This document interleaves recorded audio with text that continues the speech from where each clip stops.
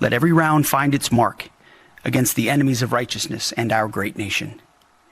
Give them wisdom in every decision, endurance for the trial ahead. Stop everything and listen to this. The new Secretary of War just delivered a prayer that has the entire Pentagon and the mainstream media absolutely melting down.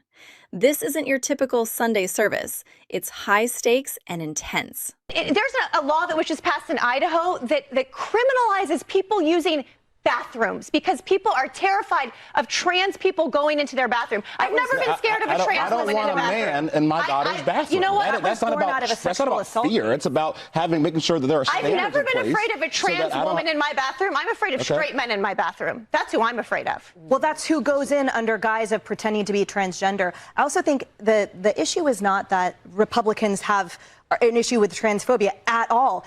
It's that's what the narrative pushed by the left to make everything about transphobia. Exactly. The issue about the material in school was about eroding parents' rights and inappropriate sexual material for young kids. This is about protecting biological women. So it's always like a different issue that is perverted by the left to say this is about transphobia. Why does it come across as transphobia? Why does it come maybe you're wearing your feelings on the outside too. Why does it? If you just keep saying transphobia 100 times, then I think you're just hoping that it kind of takes. I'm just loving this. This is the hill the left is going to die on, apparently. I started this by saying they've already lost it. I started this by saying it's not going to be an electoral issue this year. I don't think the left is going to die on this. That it could We're going to die on the war in Iran that we didn't need to go to, and gas prices over $5 a gallon. That's what we're going to die on. But this issue, I do feel pretty strongly about. Did you catch the tension in her voice? That debate just hit a massive nerve because it touches on something most people are too scared to talk about in public. You've got one side arguing that this is pure common sense, protecting biological spaces for women and children, while the other side is labeling the entire Idaho law as an act of fear or hatred. Notice how the conversation immediately pivots to the term transphobia the second the physical safety of daughters is brought up. It's a classic rhetorical shift that we're seeing everywhere lately. They aren't even arguing about the same thing anymore. One person is talking about biological reality, and the other is talking about emotional validation. When you see a clash like this on a major network, it shows you exactly why the country is so divided. There's no middle ground left when the definitions of safety and identity are being rewritten in real time. Look at the body language here. It's pure exhaustion. Unbreakable unity and overwhelming violence of action against those who deserve no mercy. Secretary of Defense Pete Hegseth says God has chosen a side in President Trump's war with Iran, and it's America's side. Hegseth, who's begun monthly Christian prayer services inside the Pentagon, is blending Old Testament wrath with Christian nationalist holy war rhetoric and overriding hundreds of chaplain codes designed to respect and serve other religions. This is the footage the Washington Post is using to claim we're entering a period of Christian nationalist holy war. It's wild because if you actually listen to the words, he's praying for the marks to find their targets against enemies of the nation. For some, that's just a standard warrior's prayer for soldiers in harm's way. For others, it's a dangerous blending of church and state that supposedly threatens the very fabric of the military. What's really interesting is how they're framing overwhelming violence of action, a standard military term, as some kind of radical religious rhetoric. You can see the media machine working overtime to paint this as something completely unprecedented. They're effectively saying that a leader praying for his troops is now a threat to democracy. It's a massive leap, but it's working to fire up their base. You have to wonder if they'd have this same energy if the prayer came from a different religious background. Hezbollah has been a notorious anti-American terrorist organization for decades. Remember that the terrorist from Hezbollah in 1983 drove a truck loaded with explosives into a building to kill Americans. That is exactly what this terrorist did a few weeks ago in our backyard. He methodically planned, armed himself, and then drove an explosives-laden truck into a temple filled with American children. And SAC Runyon showed you just some of the other evidence that he supported Hezbollah. His phone and videos were filled with their terrorist propaganda, including his deliberate use of Hezbollah yellow. Third, this man acted under Hezbollah's direction and control. I've seen some odd attempts to explain away or even lessen this terrorist attack by claiming that he was an isolated lone wolf, but that is misleading. Terrorist propaganda is designed to activate. This DOJ update is a total game changer for the Michigan Synagogue case. For weeks, the narrative was that this was just some lone wolf with no real ties to anything bigger. But now we're seeing the receipts.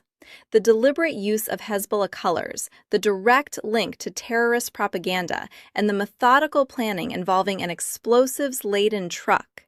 This wasn't a random act of madness. It was a calculated strike under the influence of a global terrorist organization. The most chilling part is how the official debunks the lone wolf theory by explaining how propaganda is specifically designed to activate people already on our soil. It highlights a massive blind spot in our current security and vetting protocols. While the media is focused on prayers in the Pentagon, the FBI is laying out a roadmap of how radicalization is happening right in our backyards. It's a stark reminder that the threats are much more organized than we're often led to believe. Having been on these drugs myself, I know just how disorienting it is. And I know just how much it can twist your mind. Just being told that this is going to make you happy and then it just distorting you further and further. It's not an easy process to go through, especially when you're young and you don't know who you are yet. And I feel like on either side, there's people are very black and white about this. There's a lot of the mainstream media is trying to suppress those incidents of these transgender shooters and not make the obvious connection between their mental health issues leading to their transition and then the tragedy that unfolds from that point on. And then there's the people who, of course, are just immediately dismissing them as, oh, they're crazy and they just have mental illness. And I think while that is true, I think the bigger picture is that there is a systemic failure on the part of these individuals to be able to figure out their real problems, and then the doctors worsening that, and then the mainstream media, by choosing to uphold the ideology rather than question it and its role. Listen closely to Chloe Cole here, because she's describing a systemic failure that most doctors won't admit to.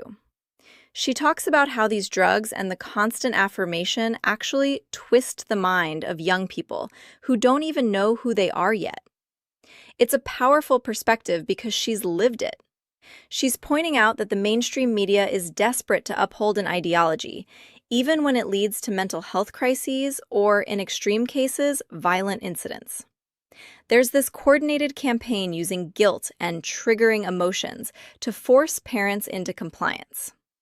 When you hear her talk about doctors and pharmaceutical companies acting like kings who can't be questioned, it starts to look less like healthcare and more like a high-pressure sales tactic. This isn't just about a policy change. It's about the long-term psychological impact on a whole generation. It's heavy stuff, but her story is a crucial piece of the puzzle that often gets silenced. We have seen some pretty uncomfortable ways that faith and political power have collided. Seeing the flag and the cross conflated. We have seen religious actors supporting specific political candidates, even when those candidates might not seem to match the values of that professed religious faith. There is this very strong allegiance to specific candidates, and that confuses us and makes us wonder what on earth is going on. And we have seen religion and political violence showing up more and more in our public spaces. It's something that is just very in our faces and something that we're very concerned about and something that feels very threatening right now at this time. This audio from the Iowa State Senator is a perfect example of the Orwellian shift happening in politics. She's literally conflating the cross and the flag as something threatening and concerning. It's the same playbook we saw earlier. Take something foundational, like faith, and rebrand it as a precursor to political violence. She says seeing religion in public spaces feels threatening right now. Think about that for a second. In a country built on these values, the mere presence of them is now being framed as an attack. It's all about controlling the perspective. If you can convince the public that Christianity itself is the root of the problem, you can justify almost any policy to suppress it. They're changing the definitions of words to make you feel like you're the radical for holding on to traditional beliefs. It's a subtle but massive psychological operation aimed at shifting the very fabric of our society toward a completely different ideology. The world is changing fast. Stay sharp and keep questioning the narrative. See you in the next one.